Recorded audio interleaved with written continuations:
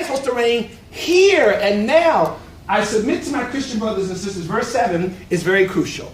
Notice what he does not say. He does not say, there's no more need for Jerusalem.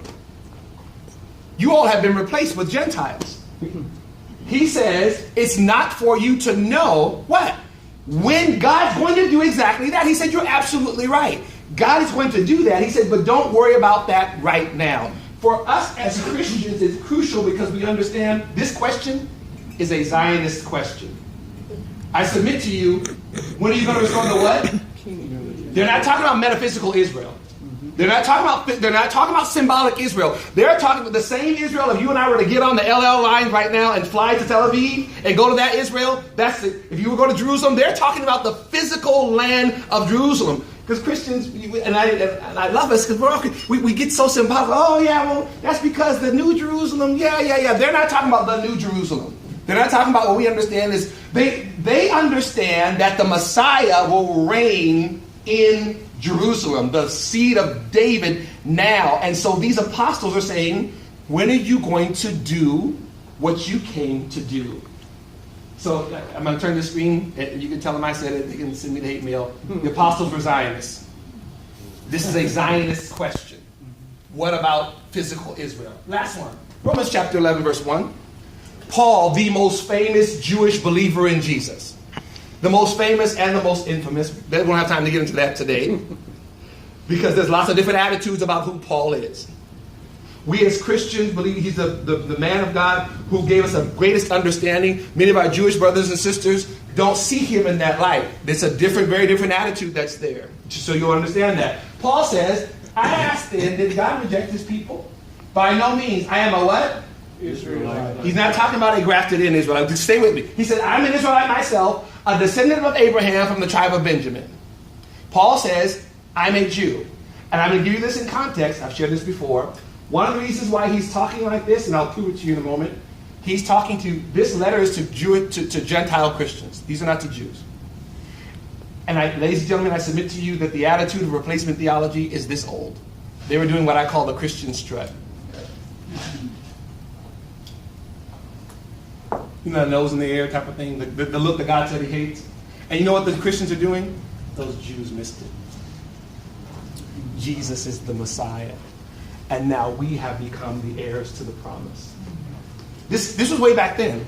Paul is watching this. He's going, I need you to calm down. First of all, God hasn't forgotten anybody. He said, I'm a Jew. I'm one of those Jews that very subtle anti-Semitism that's been in the church, unfortunately, for a long, long time.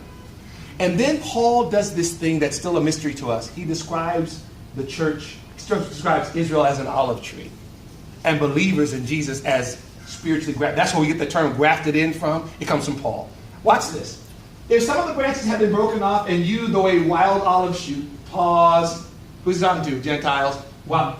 Paul had the ability after his sermons, when he left, when everybody left, everybody was mad at him. His Jewish friends were mad at him. The Christians were mad at him. That's it. I tell my preachers all over the country, you know you did a good job when you finish, and everybody's mad. And they're equally upset with you. That preacher up there, Paul says to the Gentiles, you are wild, uncultured, heathen. Not only did you need Yeshua, you needed Torah. You had no concept of law, prophets, nothing. That's what happened for you. How do you know that?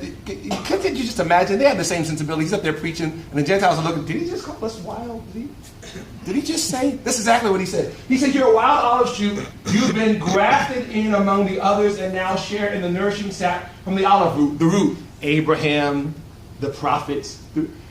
My kids used to sing it all the time. Remember the song we used to sing in Christian in Sunday school? Father Abraham and many sons. Remember that song?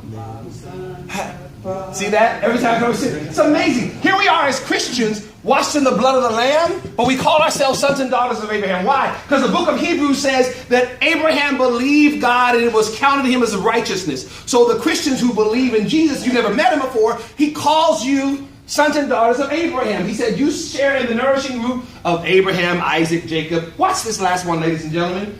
Do not consider yourself to be superior to those other branches. If you do consider this, read this last verse. It says what? You do not support the root, but the root supports you. Paul warned the church about replacement theology 2,000 years ago. He said, Christians, You need to understand you've been grafted into this wonderful, wonderful legacy, but the root is the Jewish people. Please understand. And he said, you don't support the root supports you. This means because anything, once it gets severed from its root, in other words, how does a Christian have his identity being anti-Semitic?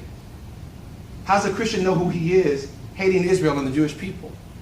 Paul is trying to reconcile that. He's trying to tell them, be careful where you're going. I've seen that struck look before. Be careful.